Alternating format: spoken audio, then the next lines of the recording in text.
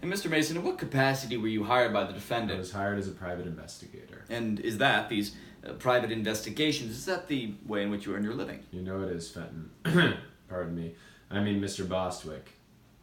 Now, Mr. Mason, do you remember saying to the police officer handling the case that you thought that the men who assaulted the defendant were Mexican? No. Now, I ask you whether or not you recall making a statement to the effect of the night when the police officers arrived there that you thought that the men who assaulted the defendant were Mexican. Mr. Bostwick, is it just me or do you keep asking a question I've already answered? All right, Mr. Mason. I'd like to ask you about more recent events, then.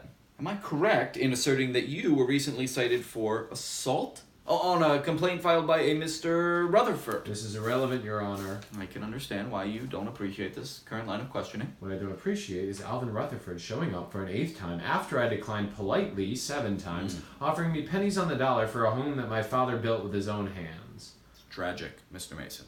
But assault? I threw a cow pie at him. And is this something that we can call a pattern of behavior? I don't often throw cow pies, so no. It's funny, Mr. Rutherford. However, what's far less amusing is the dishonorable end to your military career. That has nothing to do with it. A blue discharge for conduct unbecoming.